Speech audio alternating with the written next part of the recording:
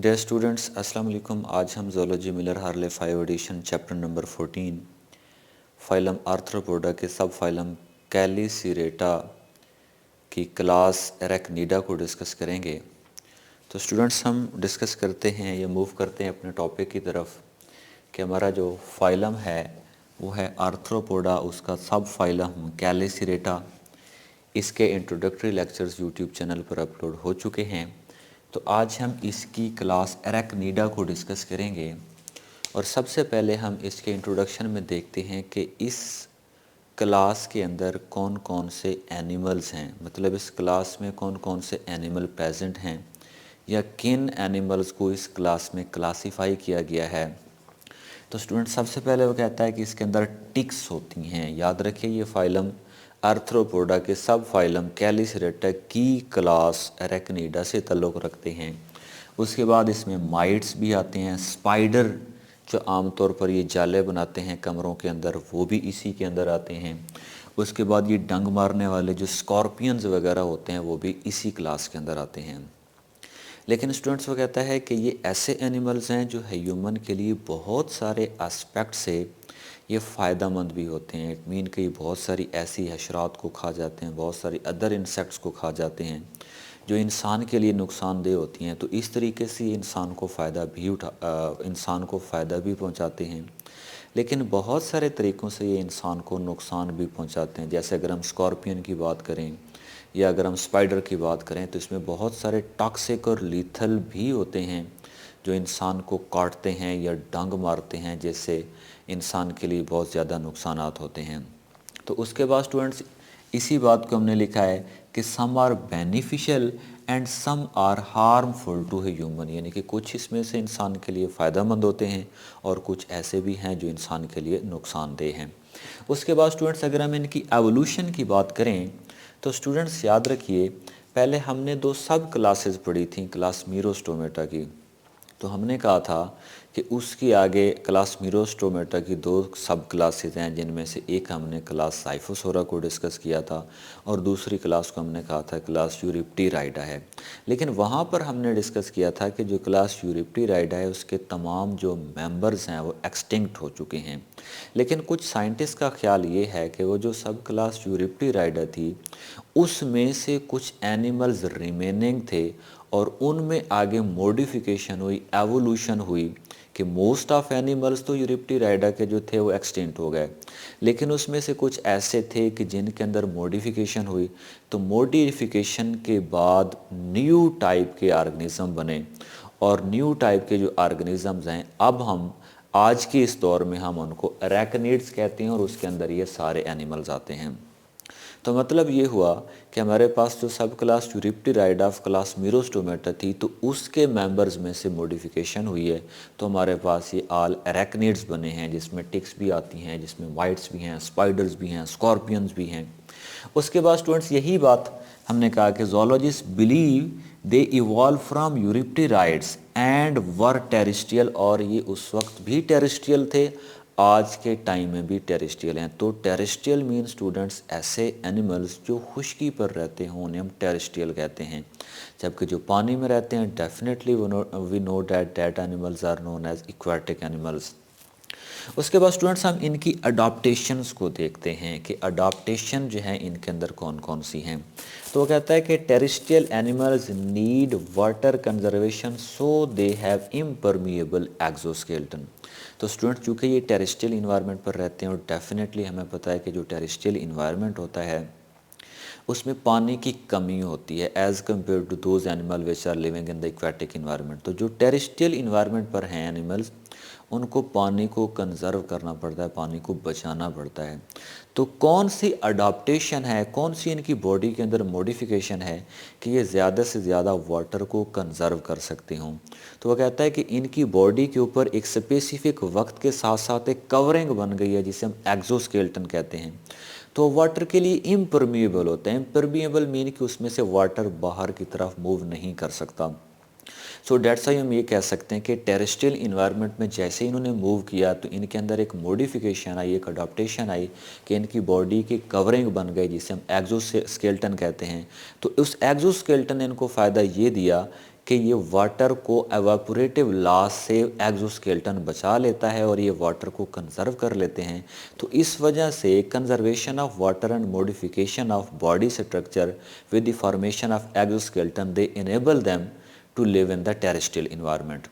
उसके बाद स्टूडेंट्स हमने बात की कि ये टेरेस्ट्रियल एनिमल्स जो जितने भी होते हैं उनको वाटर को कंजर्व करना पड़ता है, लेकिन इनके पास क्या है, इम्परमिएबल एक्सोस्केलेटन है।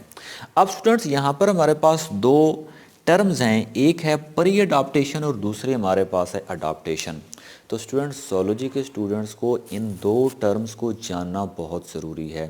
देखने में तो ये हमें नज़र आ रही हैं कि प्री अडाप्टेशन है या अडाप्टेशन है, अभी कोई भी मॉडिफिकेशन, लेकिन इसके एक्चुअल मीनिंग्स का स्टूडेंट्स को नहीं पता होता, जिस वजह से उनके कंसेप्ट क्लियर्स नहीं होते।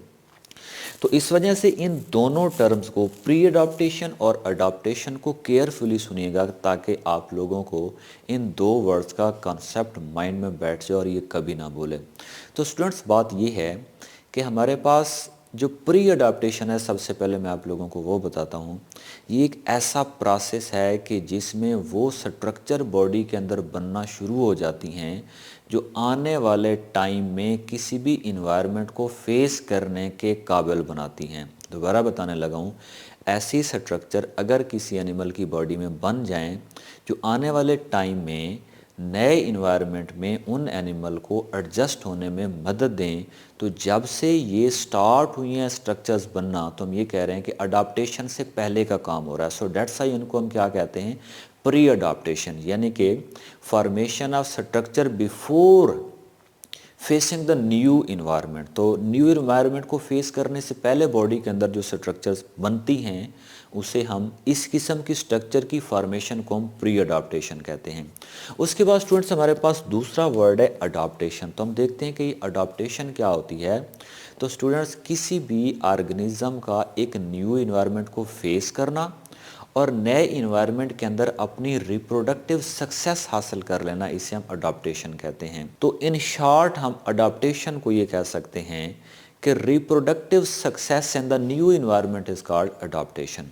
उसके बाद स्टूडेंट्स यही हमने लिखा है कि structure which are prove useful in the future adaptation, कि आने वाली अडाप्टेशन के लिए जो पहले स्ट्रक्चर बन जाती हैं उनको हम प्री अडाप्टेशंस कहते हैं।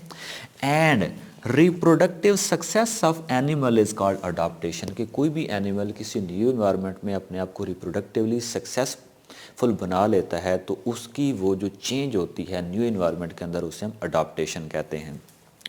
उसके बाद स्टूडेंट्स हम, ये तो दो टर्म्स थी जो बीच में आ गई हैं हमारे इस टॉपिक के अंदर। अब हम देखते हैं forms and function. Forms and function का मतलब ये है कि इनकी बॉडी के अंदर कौन कौन सी चीज़ें हैं, कौन कौन सी स्ट्रक्चर्स हैं और वो फंक्शन कौन कौन सा करती हैं।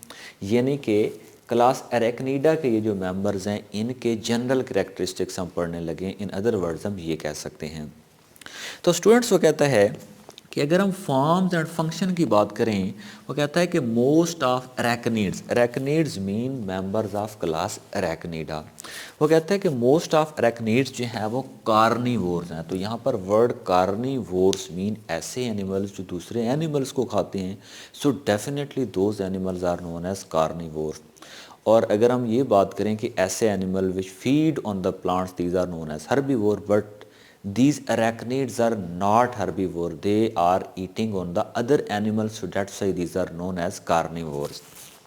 तो अब हम देखते हैं कि ये जो कार्निवोर हैं, तो ये कौन से ऐसे एनिमल्स हैं जिनके ऊपर ये अपनी फीड करते हैं या जिनको अपनी खुराक के तौर पर हासिल करते हैं, इस्तेमाल करते हैं। वो कहता है होल्ड द फूड विद कैलिसरी। अब यहाँ पर एक स्ट्रक्चर बता रहा है स्टूडेंट्स के, चूँकि हमने कहा है कि ये सब फाइलम कैलिसरेटा से ताल्लुक़ रखते हैं। तो जब हमने सब फाइलम कैलिसरेटा का इंट्रोडक्शन डिस्कस किया था, तो हमने कहा था कि इनके ऊपर, इनकी फ्रंट साइड पर कुछ ऐसी अपेंजेस होती हैं जो खुराक को पकड़ने के लिए होते हैं। वो प्लास की तरह होती हैं, चीज़ल लाइक होती हैं, जिनको हम कैलिसरी कहते हैं।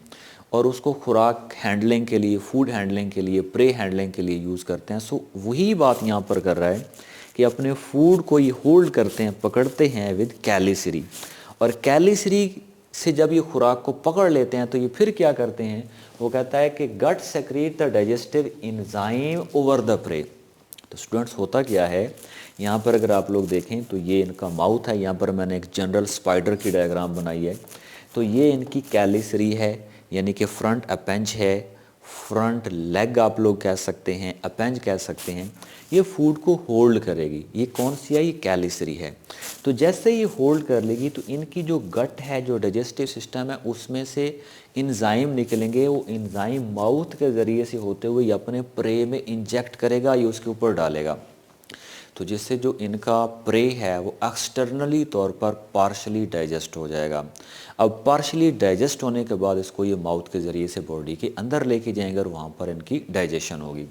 तो यही वो कहता है कि गट से, अच्छा गट मीन यहाँ पर जो है वो क्या है? डाइजेस्टिव सिस्टम है।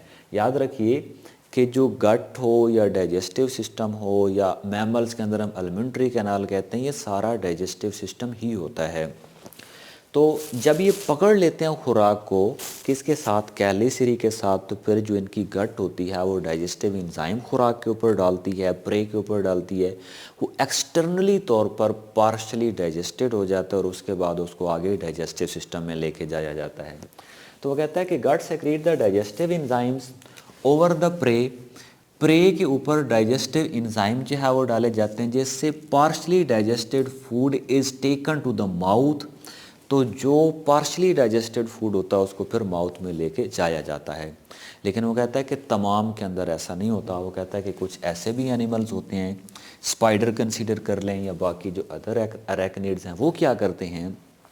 वो अपने इंजाइम को बाहर सेक्रेट नहीं करते, बल्कि उनके दांत होते हैं जिनको हम फैंग्स कहते हैं, और उन फैंग्स की जो बेस होती है वहाँ पर जहर के ग्लैंड्स होते हैं जिन्हें हम वैनम ग्लैंड्स कहते हैं। तो यहाँ पर देखिए, जैसे ये हमारे पास एनिमल है, तो यहाँ पर ये वैनम ग्लैंड है और ये इसका दांत हैं जिन्हें हम फैंग्स कहते हैं। तो यहाँ से ये क्या करते हैं कि कुछ तो डाइजेस्टिव एंजाइम सेक्रेट करते हैं, लेकिन कुछ क्या करते हैं, ये अपना जो जहर होगा ये अपने प्रे के अंदर इंजेक्ट करेंगे, उसके अंदर डालेंगे। तो जो प्रे होगा वो पैरालाइज हो जाएगा और उसके बाद ये खुराक को खाएंगे। तो इसलिए वो कहता है कि पहले एक हमने सिचुएशन पढ़ी कि वो कहता है कि hold food with chelicerae and gut secrete the digestive enzyme on the prey. Prey जो है वो पार्शली डाइजेस्ट हो जाएगा, उस डाइजेस्टेड फूड को टेकन किया जाएगा माउथ में। लेकिन वो कहता है कि कुछ के अंदर ही ऐसा होता है, बट सम, कुछ ऐसे भी होते हैं, some inject the enzyme through the hollow fangs. अब यहाँ पर जो वर्ड इंजाइम है ये हमारे लिए इंजाइम है, हम ये कह सकते हैं कि ये फूड को ब्रेक डाउन करने के लिए, लेकिन कुछ स्पीशीज़ के अंदर ये टॉक्सिक होता है।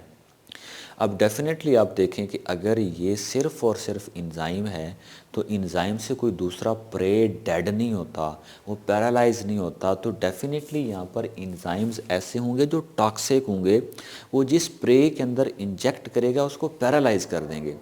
तो इसलिए वो कहता है कि enzyme through the hollow fangs. तो यहाँ पर देखें ये ग्लैंड्स होते हैं, ये इंजाइम या टॉक्सिक मटेरियल प्रोड्यूस करते हैं, इस खोखले दांत के ज़रिए से ये आगे इंजेक्ट करता है प्रे के अंदर और प्रे पैरालाइज हो जाता है। उसके बाद ये उसको खुराक के तौर पर इस्तेमाल करता है। उसके बाद स्टूडेंट्स यहाँ पर जो है हमने देखना है कि इनकी जो गट है, गट मीन जो डाइजेस्टिव सिस्टम है, उसके पार्ट्स कौन कौन से हैं और उनके अंदर मॉडिफिकेशन कौन कौन सी है। तो सबसे पहले स्टूडेंट्स वो कहता है कि जो इनका डाइजेस्टिव सिस्टम है उसके 3 पार्ट्स होते हैं। जो पहला पार्ट है उसे हम कहते हैं फोरगट। फोरगट यानी कि जो फ्रंट रीजन होता है माउथ के बाद वाला। यहाँ पर देखें तो यहाँ पर इनका माउथ होता है, यहाँ पर सिर्फ मैंने डाइजेस्टिव सिस्टम और एक्सक्रीटरी सिस्टम बनाया है, ये पूरी बॉडी मैंने नहीं बनाई है, जस्ट डाइजेस्टिव सिस्टम के जो डिफरेंट पार्ट्स हैं, फोरगट, मिडगट और हाइंड गट, और इनमें जो मॉडिफिकेशन है उसको यहाँ पर शो करने के लिए मैंने डायग्राम बनाई है। तो स्टूडेंट्स यहाँ पर देखें ये इसका फर्स्ट पोर्शन है। हमने कहा कि गट इनकी जो होती है, जो डाइजेस्टिव सिस्टम है वो 3 पार्ट्स पर कंसिस्ट करता है। तो इनका जो पहला पार्ट है उसे हम क्या कहते हैं, फोरगट। उसके बाद दूसरे पोर्शन को हम कहते हैं मिड गट। तो ये दरमियान वाला यहाँ से लेकर यहाँ तक ये वाला जो एरिया है इसे हम मिड गट कहते हैं। उसके बाद हमारे पास जो ये मिड गट थी, उसके बाद जो लास्ट वाला पोर्शन है इसे हम हाइंड गट कहते हैं। Hind mean backward. So that's why हम ये कह सकते हैं कि इनकी जो बॉडी है उसके 3 रीजन होते हैं, पहला फोरगट, दूसरा मिड गट, तीसरा हाइंड गट। अब स्टूडेंट्स हमने देखना है कि इनके डाइजेस्टिव सिस्टम में मॉडिफिकेशंस कौन कौन सी हैं।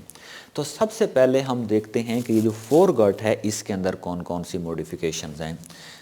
वो कहता है कि इनकी जो फोरगट है उसके पास एक पंपिंग आर्गन होता है जिसे हम फेरिंग्स कहते हैं। तो डेफिनेटली स्टूडेंट्स, माउथ के बाद जो खुराक है वो फेरिंग्स में जाती है, और इनकी जो फेरिंग्स होती है वो मस्कुलर होती है, मीन उसके अंदर मसल्स होते हैं और वो खुराक को आगे की तरफ पंप करती है। तो चूँकि मसल्स की वजह से वो खुराक को आगे धकेलती है, सो डेट्स वाई उसे हम मस्कुलर या पंपिंग फेरिंग्स कहते हैं।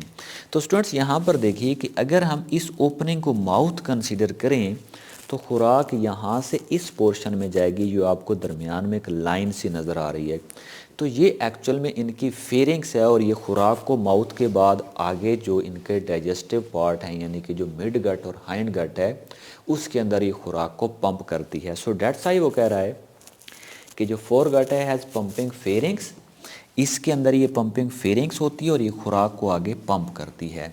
उसके बाद स्टूडेंट्स वो कह रहा है कि इनकी जो हाइंड गट है is for absorption of the food या वाटर, जो भी मटेरियल उसके अंदर। यहाँ पर देखें हमने पहले फोरगट की बात की है, उसके बाद हम मूव कर गए हैं हाइंड गट के ऊपर। इसके बाद इसका जो सेंट्रल मिड गट है हम उसको डिस्कस करेंगे। अब यहाँ पर ये देखना है कि जो फोरगट है उसके पास माउथ है, मस्कुलर फेरिंग्स है जो खुराक को पकड़ने के लिए माउथ होता है with help of chelicerae and other appendages. Then food is pumped into the mid gut with the help of muscular pharynx. उसके बाद अभी तक हमने इस जो हमारे पास मिड गट है इसकी करैक्टरिस्टिक्स अभी हमने नहीं पढ़े। अब हम मूव कर गए हैं किसके ऊपर, हाइंड गट के ऊपर।